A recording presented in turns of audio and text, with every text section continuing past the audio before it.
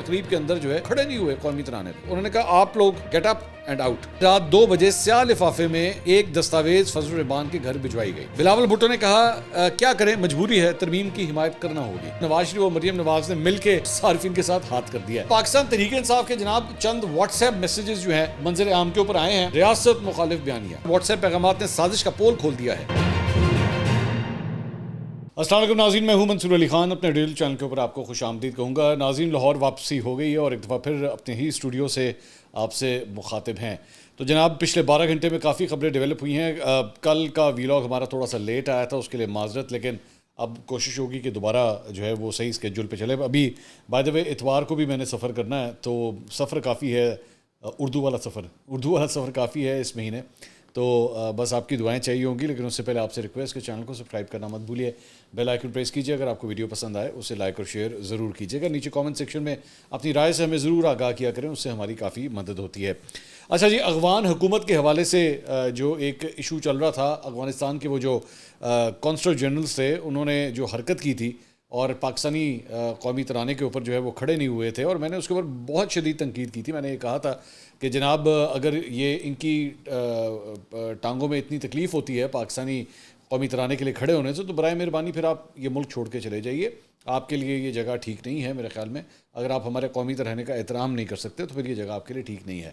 ہم نے اس کے بعد اس ویڈیو کے اندر جو ہے بہت سے ایسے کچھ لنکس ہم نے اپنے نیچے کامنٹ سیکشن میں شیئر کیے تھے, جس میں مختلف جو میچز ہوئے اس کے اندر جب ورلڈ کپ کے دوران ایک تو ان کا جو قومی ترانہ پڑھا جاتا تھا اس میں بھی موسیقی تھی, مطلب میوزک اس کے اندر بھی تھا, افغانستان کا جو قومی ترانہ تھا. اور اس کے بعد دیگر ممالک کے جو قومی ترانے ہوتے تھے, افغانستان کی ٹیم جو ہے بڑے آرام سے اچھے بچوں کی طرح پوری کی پوری کرکٹ ٹیم جو ہے وہ کھڑی ہوتی تھی. تو اب ظاہری بات ہے واقعہ جو ہے وہ خیبر پختونخوا میں پیش آیا ہوا تھا اور پاکستان تحریک انصاف کے ڈومین میں پیش آیا ہوا تھا. تو مجھے بڑا افسوس ہوا کہ اس بات کے اوپر بھی جو ہے وہ مطلب انہوں نے کئی ایسے, میں سب کی بات نہیں کروں گا, لیکن کئی ایسے پی ٹی آئی کے فالوورز تھے جو اس حد تک ضد کرنے لگے. تو جی کیا ہو گیا, اگر وہ نہیں مانتے تو اس سے کیا فرق پڑتا ہے. مطلب یار آپ نے ہر چیز چاہے وہ کتنی بری کیوں نہ ہو, کہ آپ کے ملک کے قومی ترانے کے لیے اگر کوئی نہیں کھڑا ہو رہا ہے, جو کہ ڈس رسپیکٹ ہوتی ہے. اور by the way when I سے ڈس رسپیکٹ, تو یہ صرف آپ کے قومی ترانے کے لیے نہیں ہے.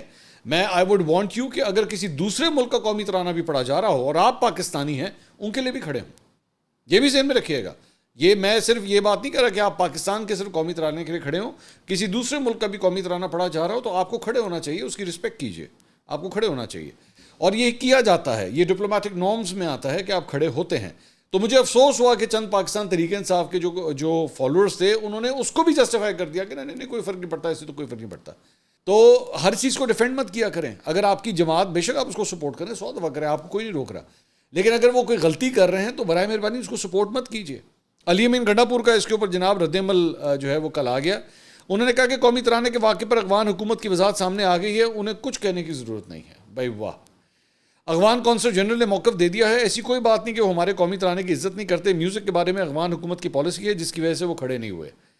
انہوں نے کہا کہ قبائلی اضلاع میں جرگہ نظام بحال ہوگا. ادارے اور پولیس جرگے کے ساتھ مل کر امن و امان قائم کرنے میں کردار ادا کریں گے. ہم قبائلی علاقوں کے حالات سے غافل نہیں. لاہور جلسے کی بھرپور تیاریاں جاری ہیں, جو بھی ہوگا آگے پتہ چلے گا. اچھا, یعنی گنڈا پور صاحب بھی جو ہیں وہ اس کو مٹی پاؤ فارمولا, وہ تو آبویسلی وہ تو آپ کا اسی وقت ریاکشن نظر آ گیا تھا. ایک علی امین گنڈا پور ہے اور ایک سرفراز بھگٹی ہے.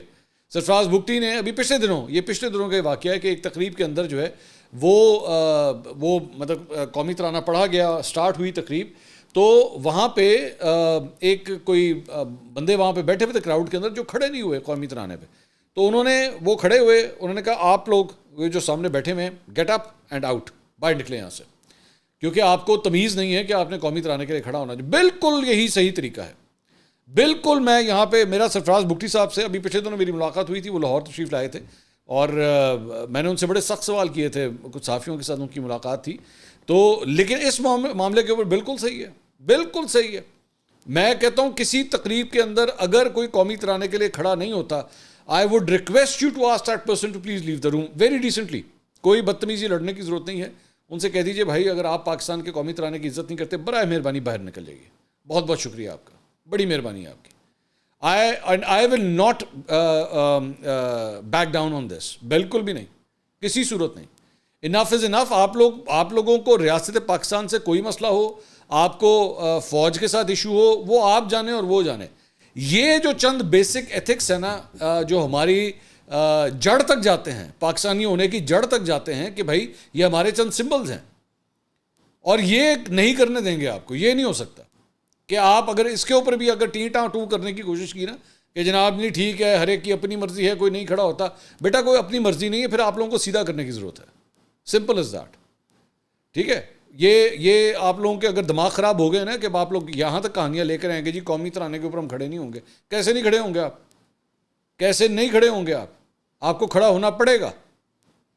یہ ملک ہمارا ہے، اس ملک کے مسائل ہمارے ہیں. ہاں غلطیاں ہوئی ہوئی ہیں، بالکل ماضی کے اندر ہوئی ہیں، ٹھیک کریں گے اس کو، ہم لوگ ہی ٹھیک کریں گے انشاءاللہ.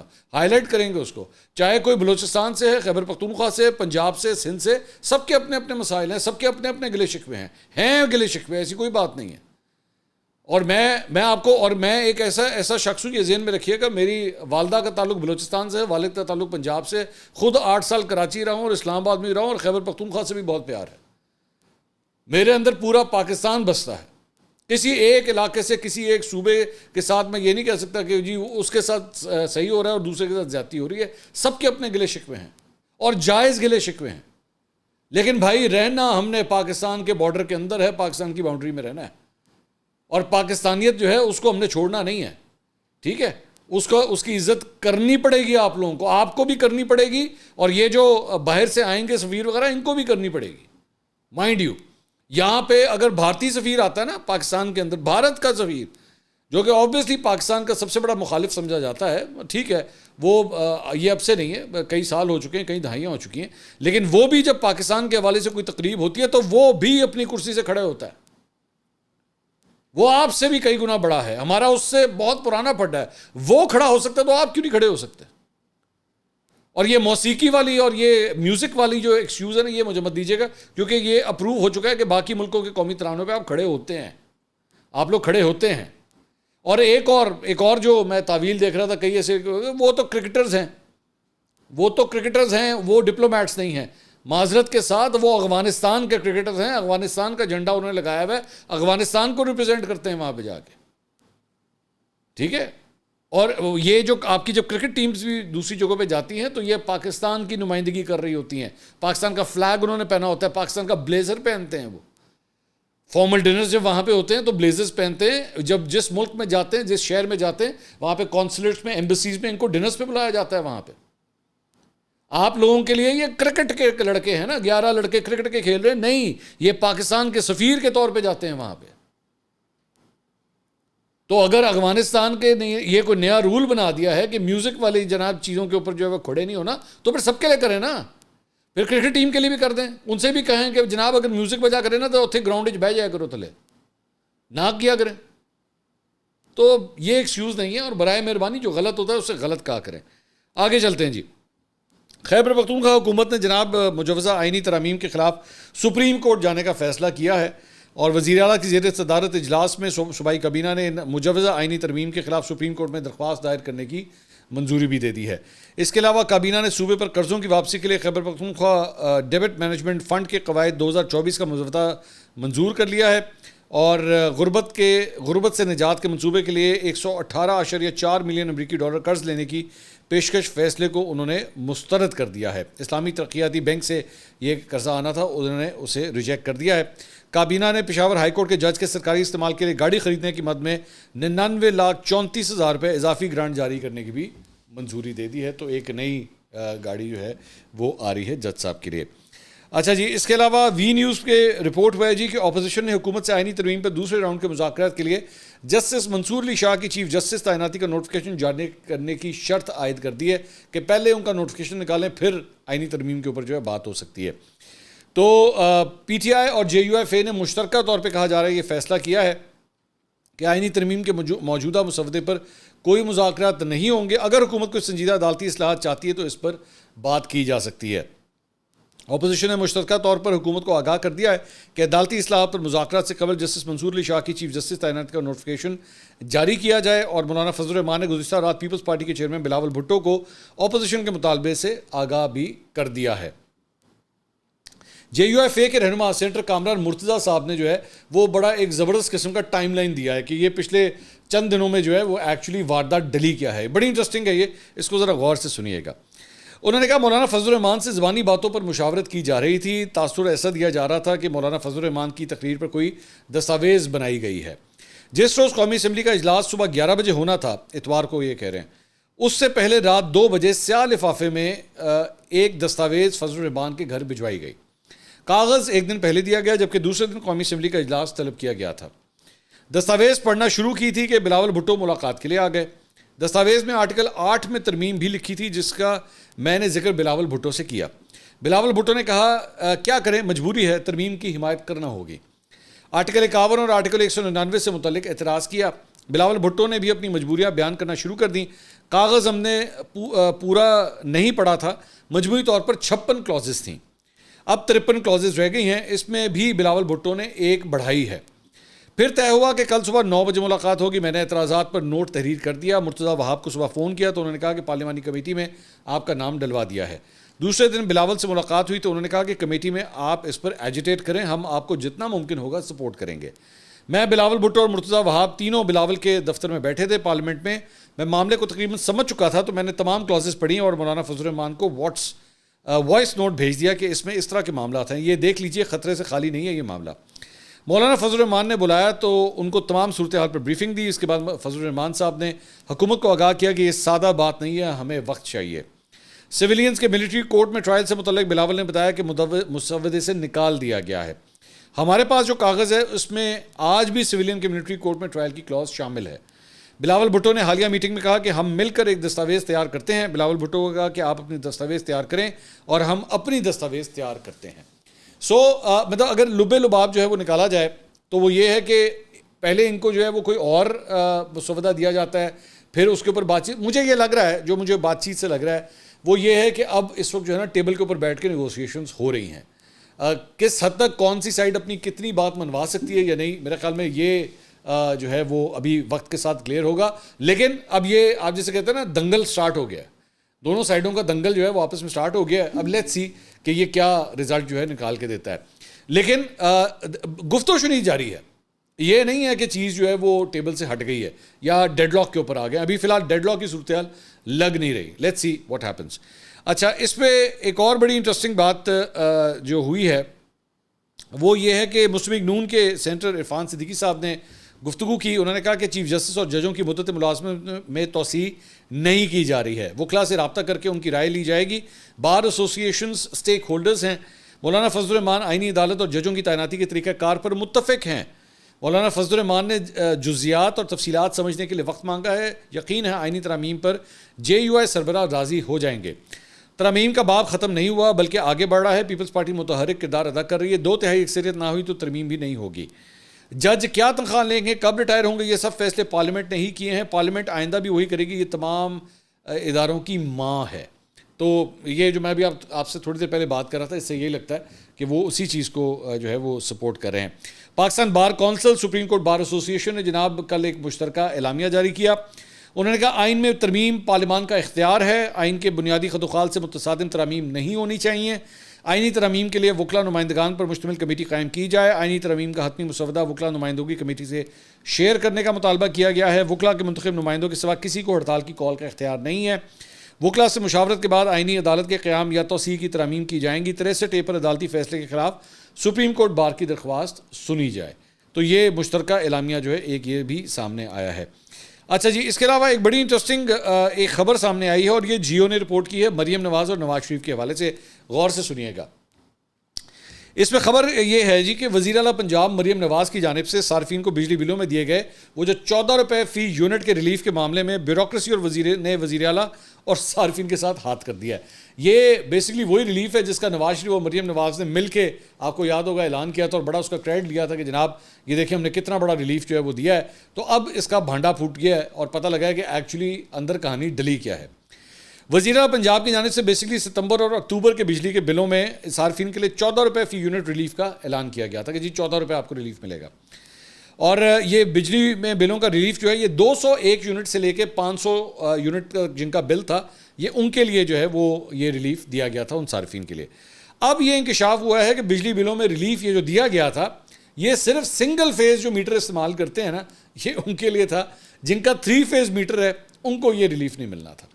اور لیسکو ذرائع کا یہ کہنا ہے کہ وزیر اعلیٰ پنجاب نے سنگل اور 3 فیز تمام صارفین کے بلوں میں ریلیف کا اعلان کیا. انہوں نے جب اعلان کیا تھا تو اس میں انہوں نے سنگل اور 3 فیز سب کے لیے کیا تھا، لیکن بیوروکریسی نے کہا کہ نہ صرف جو سنگل فیز میٹرز ہیں صرف ان کو یہ ریلیف ملے گا، 3 فیز والوں کو نہیں ملے گا. تو وزارت توانائی نے صرف سنگل فیز میٹر صارفین کو ریلیف دینے کی ہدایت کی. لیسکو ذرائع کے مطابق اس ماہ کے 3 فیز میٹر کے بلوں پر 14 روپے فی یونٹ ریلیف شامل نہیں ہے. اور بجلی صارفین کی بڑی تعداد ریلیف کے لیے روزانہ دفتر کے چکر لگاتی ہے. اور لیسکو ترجمان نے کہا ہے کہ جی ہمیں وزارت یا دیگر محکموں نے بتایا کہ ہم 3 فیز میٹر کو کمرشل میٹر تصور کرتے ہیں، لہٰذا انڈسٹری اور کمرشل میٹر پہ یہ ریلیف لاگو نہیں ہوگا کیونکہ یہ چھوٹے صارفین کے لیے ہے. دوسری جانب حکومت پنجاب کو اس حوالے سے آگاہی نہیں ہے کیونکہ یہ ایک تکنیکی چیز ہے، اور وزیر اعلیٰ پنجاب نے بجلی بلوں میں ریلیف کا اعلان سنگل اور 3 فیز تمام صارفین کے لیے کیا تھا. آئی جسٹ ونڈر کہ مریم نواز کو پتہ بھی ہوگا کہ سنگل فیز اور 3 فیز میٹر ہوتا کیا ہے. I am just asking, maybe کیونکہ ظاہری بات ہے یہ کبھی لگوایا ہوگا آپ کے خیال میں مریم نواز نے یا بلاول بھٹو نے یا عمران خان نے یا ان لوگوں نے کبھی جا کے اپلیکیشن بھی دی ہوگی جی ہم نے اپنے گھر پہ میٹر لگوانا ہے. میں پوچھو میں تو سارا دس دیا گا، میں تو بتا دوں گا سنگل فیز کون سا ہوتا ہے، 3 فیز کون سا ہوتا ہے، گرین میٹر کون سا ہوتا ہے، میں سارے آپ کو بتا دوں گا. آپ بھی بتا سکیں گے، آئی ایم پریٹی شیور. لیکن مجھے ڈاؤٹ ہی ہے کہ مریم نواز کو اس بات کا شاید پتہ بھی ہو کہ سنگل فیز اور 3 فیز میٹر ہوتا کیا ہے. اعلان تو کر دیا، بعد میں آپ دیکھیں اب کتنی جو ہے وہ شرمندگی اٹھانی پڑ رہی ہے کہ 3 فیز والوں کو جو ہے وہ یہ ریلیف نہیں مل رہا. اچھا جی، اس کے علاوہ جمعیت علماء اسلام کے انٹرا پارٹی کیس کی سماعت جو ہے وہ چیف الیکشن کمشنر کی سربراہی میں کل 3 رکنی بینچ نے کی. اس میں جے یو آئی کے جونیئر وکیل پیش ہوئے اور موقف اختیار کیا کہ جمعیت علماء اسلام کے انٹرا پارٹی انتخابات مرحلہ وار ہو رہے ہیں. وکیل نے الیکشن کمیشن کو بتایا کہ سب سے زیادہ ضلعی یونٹس کے انتخابات میں وقت لگا ہے، ہم نے دستاویزات جمع کرائی ہیں جس انتخاب کا شیڈیول دیا ہوا ہے، جولائی سے انٹرا پارٹی انتخابات کا عمل شروع ہو چکا ہے. جے یو آئی کے وکیل نے استدعا کی کہ ہمیں انٹرا پارٹی انتخابات کے لیے 60 دن کی مہلت دی جائے. اس پہ چیف الیکشن کمیشن نے ریمارک دیا کہ 60 دن تو زیادہ ہیں. وکیل نے کہا کہ آئینی اصلاحات کا معاملہ چل رہا ہے، مصروفیت تھی. الیکشن کمیشن نے سماعت کی تاریخ بعد میں طے کرنے کا کہتے ہوئے سماعت جو ہے وہ ملتوی کر دی. اچھا جی، اس کے علاوہ پاکستان تحریک انصاف کے جناب چند واٹس ایپ میسیجز جو ہیں وہ منظر عام کے اوپر آئے ہیں اور اس کے اوپر جو ہے وہ کافی تنقید کی جا رہی ہے کہ جی یہ جبران الیاس جو بیسکلی ان کے سوشل میڈیا ہیڈ ہیں پی ٹی آئی کے، جو کہ پاکستان سے باہر امریکہ میں ہوتے ہیں، کئی سالوں سے وہیں پہ ہیں، ان کی اور رؤوف حسن کے درمیان جو چیٹ ہے اس کے اوپر. اچھا، سما نے اسے کس طرح رپورٹ کیا ہے، ذرا سما کی رپورٹنگ میں ورڈ ٹو ورڈ آپ کے سامنے رکھتا ہوں اور اس کے بعد ذرا وہ جو چیٹ ہے ذرا اس کو بھی ایویلویٹ کرتے ہیں. تو سما رپورٹ کرتا ہے جی پی ٹی آئی ترجمان رؤوف حسن کے واٹس ایپ پیغامات نے تہلکہ مچا دیا، جس کے بعد جبران الیاس کا ریاست مخالف بیانیہ بے نقاب ہو گیا ہے. ریاست مخالف بیانیہ، غیر ملکی ایجنڈے پر کاربن جبران الیاس بیرون ملک سے پی ٹی آئی کا ریاست مخالف بیانیہ چلا رہا ہے. رؤوف حسن کے ساتھ واٹس ایپ پیغامات نے سازش کا پول کھول دیا ہے. سانحہ 9 مئی کے 1 سال مکمل ہونے کے موقع پر پروپیگنڈا پھیلانے کے لیے جبران الیاس نے رؤوف حسن کو واٹس ایپ پر ہدایات دیں. دسمبر 2023 سے مئی 2024 تک تصاویر، ویڈیوز اور پیغامات کے ذریعے مختلف بیانیے جبران الیاس نے رؤوف حسن کو بھیجے. جبران الیاس نے رؤوف حسن کو پروپیگنڈے کے لیے 9 مئی سے متعلقہ فتنہ پھیلانے والی ویڈیوز اور ہیش ٹیگز بھی ارسال کیے. تو مطلب غیر ملکی ایجنڈا، فتنہ، یہ سارا کچھ یہ اس کے اچھا یہ ہم نے کو پہلی دفعہ نہیں ہے، بہت دفعہ ماضی میں بھی مختلف سیاسی جماعتوں کے حوالے سے یہ اس طرح کی بہت حرکتیں ہم نے دیکھی ہوئی ہیں.